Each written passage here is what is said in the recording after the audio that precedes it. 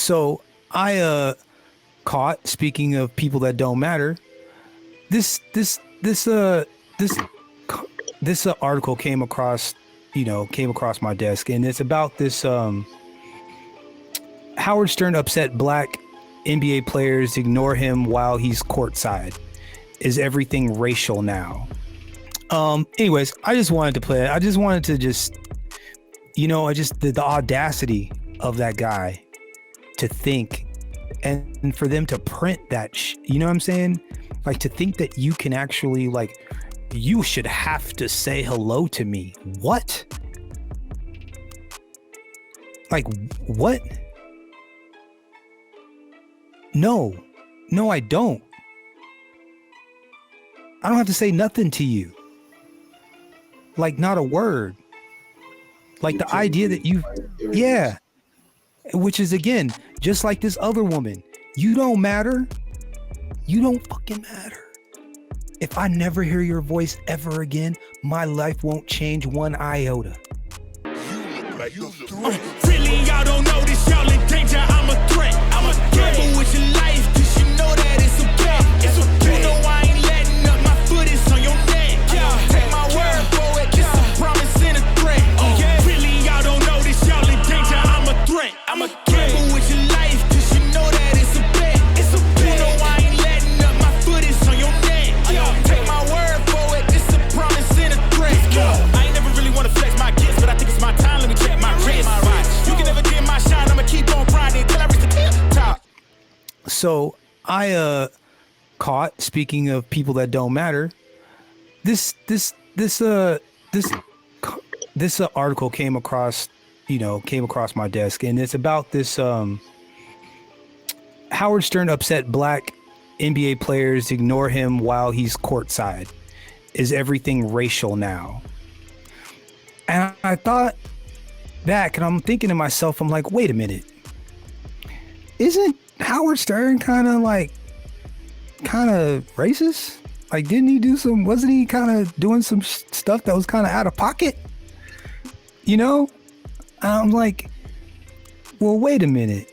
So I'm reading this article, and this guy's like, he says, you'll be hard pressed to catch Howard Stern in the Knicks game since he's become a recluse. But there was a time when the famed radio host frequented Madison Square Garden's front row. This season, with the Knicks winning just their second NBA playoff series since trading away Patrick Ewing, the Garden Celebrity Row is a magnet for stars, prompting Stern to talk about his experiences sitting courtside. So the guy's not even sitting courtside now. He's just talking about his experiences, mind you. The Knicks have been so very kind to me, Stern told co-host Robin Quivers during his Monday morning Sirius XM radio show, as transcribed by Mediate. They put me right in the front row. That's when I knew I was famous. Interesting. While Stern appreciates getting front row treatment from the Knicks, he sounded less appreciative of the treatment that he receives from the team's black players. Stern went on a strange rant complaining that black NBA players have largely ignored him when sitting courtside. They put me courtside and the black players won't come over and say hello to me, Stern says, but they go over to Spike Lee. They don't acknowledge you at all, Quivered asked the guy, the interviewer. No, I'll be sitting next to Tracy Morgan or Chris Rock. You know, they seat you where they seat you. And a lot of times I'm there. I'm next to Tracy Morgan, who is so funny. And he's sitting there, and like a couple players will come over and like give him that bro shake and stuff. And I'm like, these guys should hug me too, Stern continued. I mean, what am I? I grew up in a black neighborhood. You know what I mean? I mean, they should know that, but I get ignored. Can you believe this individual said this shit? Joe, you got a violent sound, bro. What is it?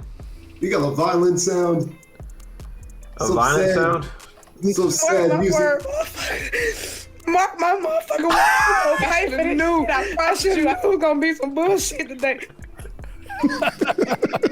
That's basically what he's saying. Yeah. Like, what are you talking about, man? Like, what in the are you talking about? Don't they have a game to focus on? Yeah, He said bro. Yo, he said bro shaking stuff. He just. Yes. Okay. I'm glad you said that. I'm glad you said that because we're gonna come back to that. Nappy-headed white man gets. Nobody knows, and that's funny that you say that too, brother Hotep, because you know what, J.R. Smith said something that says exactly that. Hold on. So this guy says, so you think it's a racial thing? Quivers asked. I'm sure they talked to some white people, not that I saw, Sturm claimed, but I want them to. I want them to talk to me. I want them to come over and go, hey, Howard, fan of the show, or something. I don't get that. And do you know who comes up to me sometimes? The referees. White guys and black guys, they'll come up to me, white referees and black, like, hey, Howard, hey. But yeah, a lot of the white referees. So I'm like, oh, is it everything racial now? He says, I just get up.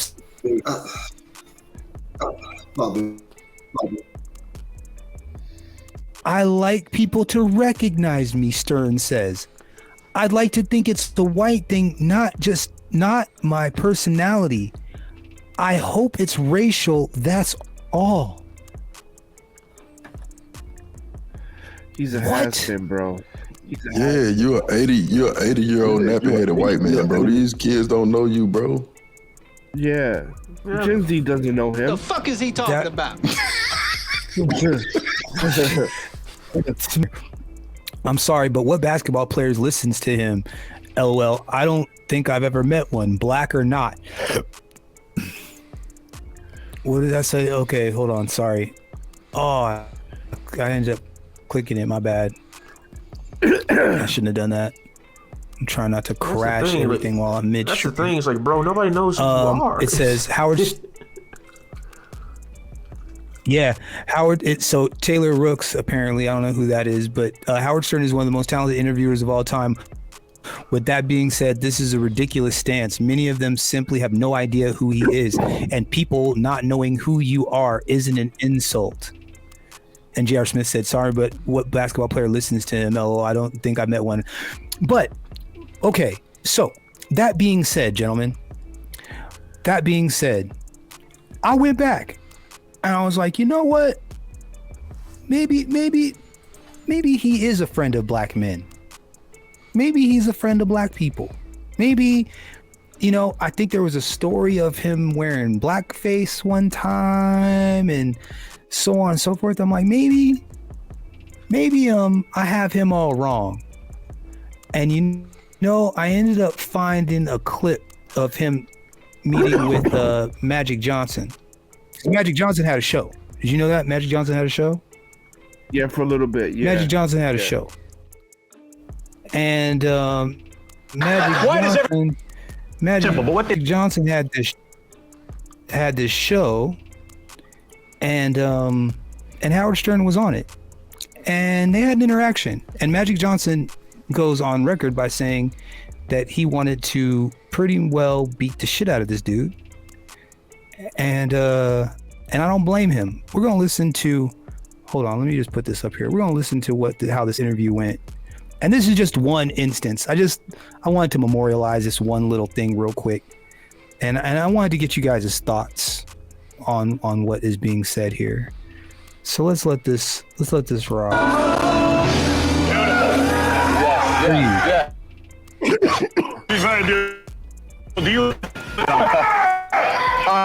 Now let's get right to it. Now let's get right to it. Why you been talking about me so much, man? Magic. This is Magic. Like, this is Magic freaking Johnson when Magic Johnson was Magic, right? So like, this is like, what I'm saying, famous basketball player balling is Magic. Okay, so.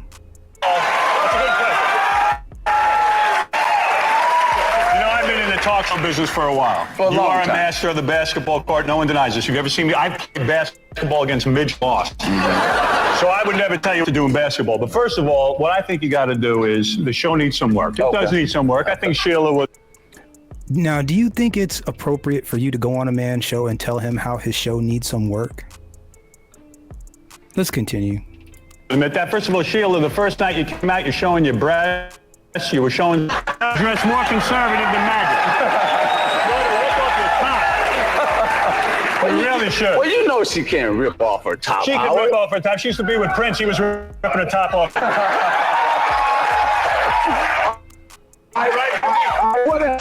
What else? All right, And he is a shock jock, so I get it. But let's just listen to this part, because this is the part that like put me off a little bit right here. Work on, in my estimation, seriously, is that you got to stop trying to talk like the white man. It's the truth.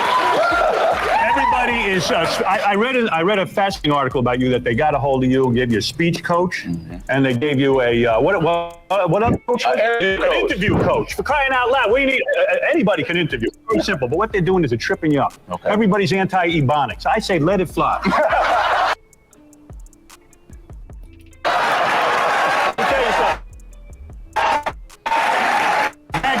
Irvin. Either or. I'll call you Irvin because everyone else calls you Magic. All right. Irvin, what you need to do. Was that another sign of dis? Sunning them on his own show, essentially.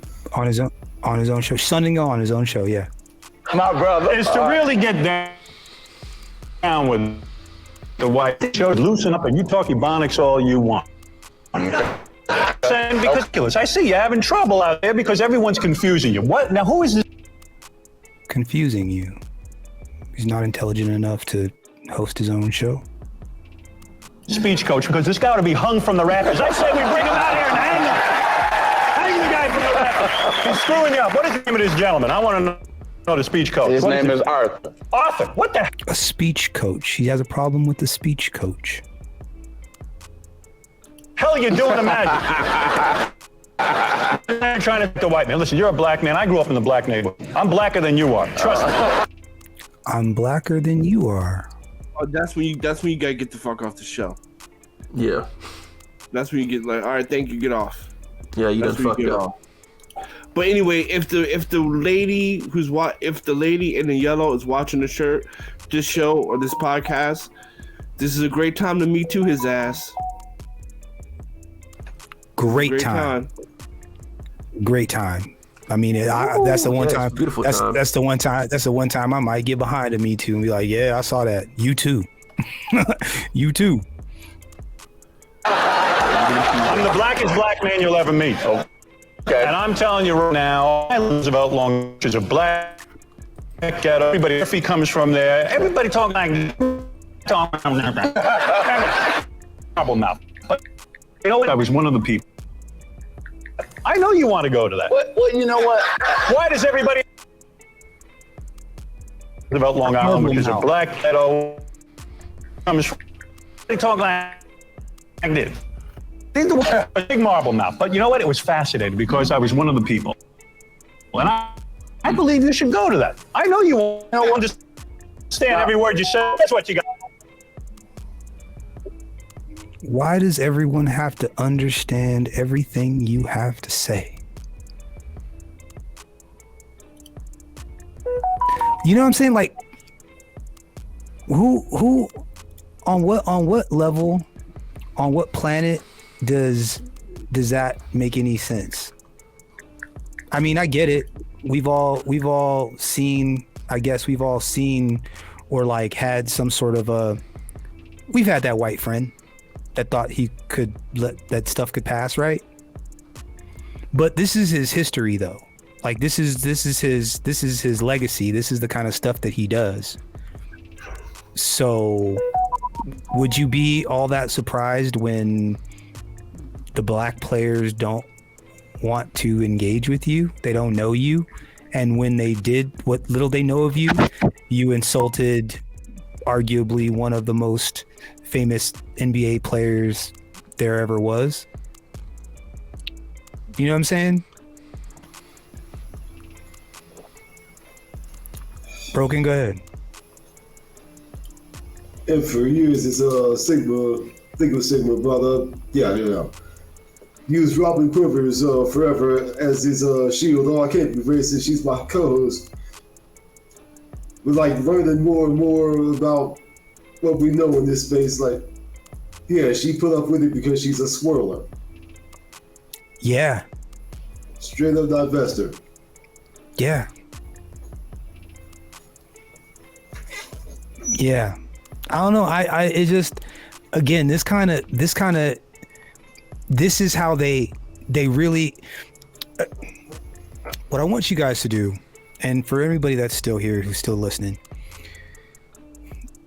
pay attention to how often they reference our intelligence or lack thereof. Even if it's like, oh, he's just dumb. Oh, he's not smart. Listen to how they went after Kanye. Ye, I'm sorry, that's disrespectful. He wants to be called Ye. Listen to how they went after Ye. Listen how they have gone after all of these other guys that, oh, he's just a dumb, blah, blah, blah, blah, blah. Oh, he's not that smart. He's not that. They always hammer that down. They really, truly believe that we are not smart enough. We are not as intelligent as they are. They really believe that. And again, remember what I said. You lose your civil rights if 1, you're crazy, 2, you break the law, or 3, you break a contract. All of the things that we as black men deal with as far as the law is concerned fall into those 3 categories. They call you crazy. If they can call you crazy, they can lock you up, right? Isn't that what Jamie Foxx is dealing with right now? They medicated him, whatever. Martin Lawrence, all of a sudden he's having an emotional breakdown. He's crazy. Ye is crazy, right? Okay. If they can't do that, what do? Okay, Mike Tyson got Me Too'd. What's his face? Creed, Jonathan Majors just got Me Too'd. Bill Cosby just got Me Too'd. You know what I'm saying? Tyrese Gibson, child support, alimony. You know what I'm saying? Like, you see how it's like either you're crazy, you're a criminal, or you broke a contract. And that's how they get you. And so these like constant like shots at our intelligence really is it's getting old. It's getting old. But man, hold on. What does he say? Because I think it's part of these smurfs who's coming in front of them, so they think they can do the same. You're right. That's why I want to stop with the N-word. That's part of it, bro. Because they're like, oh, they call themselves that. So I mean, you know what I'm saying? Like I've heard him say that before. Bro, it's like he kind of made it blatant obvious too. He said, you sound too white. Yeah. Like, what the yeah, what does that mean? You fucking... Oh, yeah. I want to call this motherfucker out his name so much. It's like, what the fuck? So I can't be intelligent? Is that what that means? That's exactly what that means. Oh, that's exactly what that means. And so, you know what? Like, again, I am coming to the realization that, look, like, it's not to say that we can't deal with, work with, operate with, white folks and so on. Clearly we can. I know I can. I have a whole plethora of white folks that I've dealt with that have been nothing but nice and have been great with me. Like I've, a couple of my first business deals, some of my current clients, like, lots of people. But as a whole, as the systemic or the system that we're in, they don't want us here. They don't want to have nothing to do with you. And like I said, even the guy that ended up becoming like my mentor and helping me in one of my first pretty big deals, bro, it was like he didn't even think. Did I not tell you guys about this? When I asked him about like being wealthy? You probably did, but I don't remember it fully. Yeah. So I was getting ready. Like I said, I was getting ready. I'm trying to open a gym, trying to get my stuff, my ducks in a row, whatever. I'm talking to him kind of like he because he was, again, he's a mentor guy. He's the 1% of 1%er type cat. You know what I'm saying? He used to buy training from me like 50 sessions at a time, and I was expensive. So like, that's how we would get down. We trained every day, like every single day, like Monday through Friday. And so it was like kind of like hitting him with the slow close, you know what I'm saying? The soft close, just kind of like pitching what I was doing to kind of get him comfortable. And he said that he would support me, whatever I was trying to do. So I knew that I had some, he would help me, whatever I was doing. Right.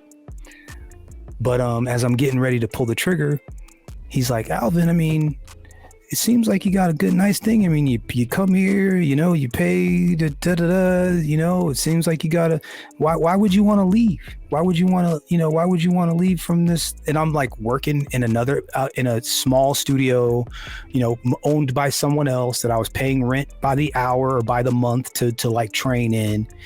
And he's like, why do you want to leave? Why do you want to leave? And I looked at him, I'm like, so what?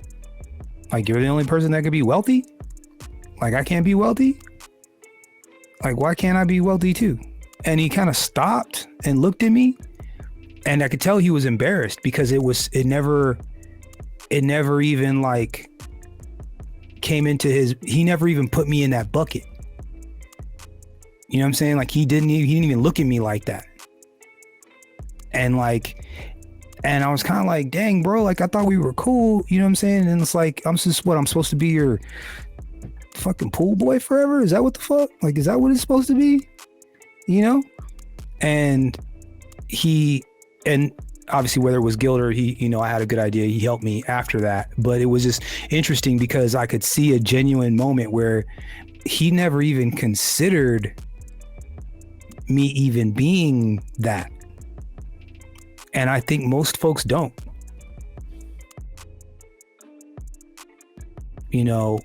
I believe that we need to make sure that we have that information up front, because we would move different if we had that information up front.